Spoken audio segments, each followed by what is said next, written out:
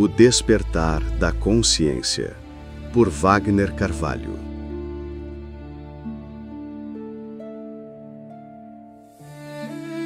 Depois do colapso, algo começou a mudar, não de forma súbita, nem por decretos ou discursos, mas como um sopro silencioso que se espalha entre os que ainda acreditam na vida. O ser humano, cansado de correr sem direção, começou a olhar para dentro. O excesso perdeu o brilho, o ruído perdeu a força, e o vazio passou a incomodar de um jeito diferente. Agora, ele pede sentido.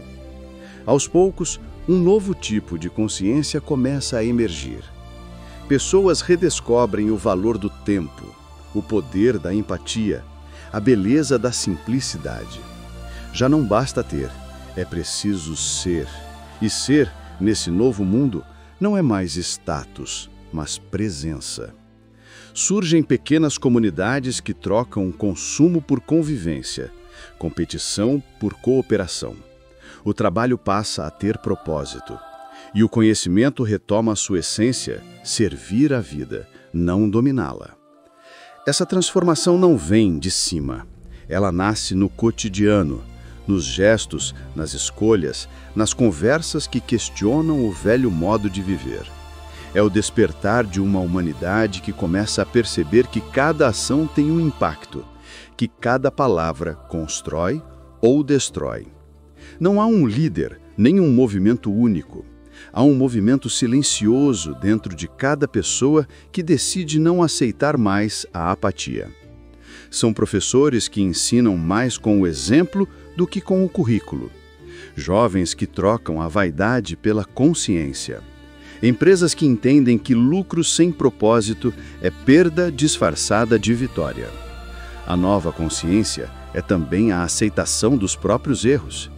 A humanidade percebe, enfim, que evoluir não é dominar o mundo, mas aprender a coexistir com ele. O planeta não é inimigo nem recurso, é lar. E o outro, antes visto como ameaça, volta a ser espelho. Mas o despertar não é um fim, é apenas o início de uma longa caminhada. Ainda há resistências, retrocessos, quedas e ilusões. O velho mundo não desiste fácil. Ele tenta sobreviver dentro das pessoas, disfarçado de ambição, poder e medo. Mesmo assim, algo mudou para sempre. Agora há consciência. E quando a consciência desperta, mesmo que por um instante, é impossível voltar a dormir. O verdadeiro progresso, enfim, começa a ser entendido não como avanço tecnológico, mas como evolução humana. E essa nova era, ainda que frágil e incerta, carrega em si a promessa de um renascimento, o retorno àquilo que sempre esteve dentro de nós, mas que havíamos esquecido, a essência do humano.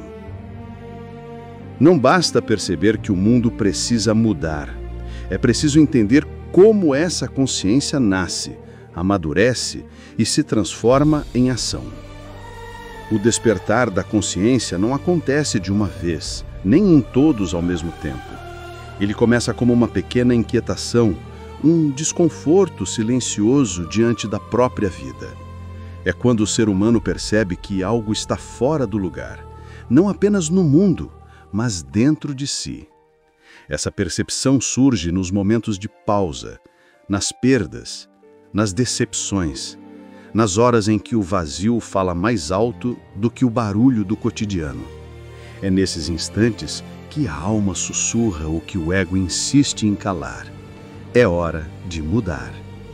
As pessoas começam a perceber que a verdadeira transformação não vem do discurso, mas da prática. Que cuidar do outro é também cuidar de si. Que respeitar o planeta é garantir o próprio amanhã. A consciência desperta quando o eu começa a enxergar o nós. Ainda há muita resistência. Grande parte da humanidade ainda acredita que o progresso se mede por cifras, não por consciência. Que vencer é acumular e não compartilhar. Que ter razão é mais importante que compreender. Mas essa ilusão tem prazo. A história mostra que todo império construído sobre o ego desaba, porque nada sólido nasce da vaidade. O ser humano pode adiar o despertar, mas não pode evitá-lo para sempre. Mais cedo ou mais tarde, a própria vida se encarrega de revelar o preço das escolhas. A natureza já fala, e fala alto. Os rios que secam, as florestas que ardem, o clima que enlouquece, tudo é um reflexo do desequilíbrio interior do homem. Não é vingança da terra, é consequência da indiferença humana. E quando o ser humano perceber que destruir o ambiente é destruir o próprio lar, o despertar deixará de ser uma opção e se tornará uma necessidade de sobrevivência. O dinheiro, por muito tempo, foi tratado como sinônimo de poder. Mas poder sem consciência é autodestruição. O valor real não está na moeda, mas no significado que damos à vida. O verdadeiro rico é aquele que entendeu que nenhum saldo bancário compra um pôr do sol, um abraço sincero ou uma alma em paz. Então, como transmitir essa mensagem à humanidade? Não será por imposição, nem por discursos, mas pelo exemplo. As pessoas despertam quando veem a verdade em ação, quando enxergam alguém vivendo com propósito, escolhendo com empatia, trabalhando sem explorar. O amor, a compaixão e a consciência são contagiosos, não se ensinam com palavras, se revelam com atitudes. A mudança começa em pequenos gestos, quando alguém decide plantar em vez de destruir, escutar em vez de discutir, dividir em vez de acumular. É assim que a nova era começa, não com revoluções grandiosas, mas com corações transformados. E talvez seja justamente nas crises, nas perdas e nas dores que a humanidade encontre o espelho da própria verdade. Porque só quando o ser humano se depara com o próprio limite, ele entende que o caminho da vida nunca foi a competição, mas a cooperação. A nova era não será construída por decreto. Ela nascerá da soma das pequenas consciências que escolherem viver com mais amor, respeito e equilíbrio. E quando isso acontecer, mesmo que em poucos, o efeito será inevitável. Por muito tempo, a humanidade acreditava que era livre, mas vivia presa, não por grades, e sim por pensamentos. A mente, moldada por séculos de medo e repetição, aprendeu a obedecer, a consumir, a competir, a julgar e a calar. E o que começou como proteção, virou prisão. Mesmo assim, algo novo começou a se mover. Pequenos lampejos de consciência começaram a aparecer em meio à confusão. Gente que passou a questionar o que antes aceitava sem pensar. Jovens que se recusam a seguir o mesmo caminho de destruição. Pais e mães que começaram a ensinar seus filhos a sentir antes de conquistar. A mudança não nasceu nos palácios, nem nas grandes instituições. Ela começou no silêncio das pessoas comuns, naqueles que ousaram parar por um instante e olhar para dentro. Em escolas que ensinaram empatia junto com a matemática. Em comunidades que trocaram o egoísmo pelo cuidado coletivo. Em trabalhadores que entenderam que dignidade vale mais que status. Essas pequenas revoluções interiores são como faíscas que se tocam.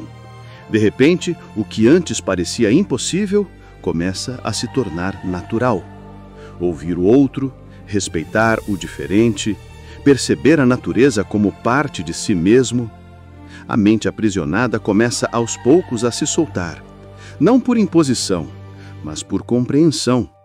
As pessoas começam a perceber que a verdadeira transformação não vem do discurso, mas da prática. E é nesse instante, quando o ser humano reconhece as correntes invisíveis que o limitam, que a primeira porta se abre. O mundo ainda é o mesmo, mas o olhar já não é. O despertar começa a se aproximar, porque a luz de um só coração desperto é suficiente para começar a iluminar o mundo inteiro.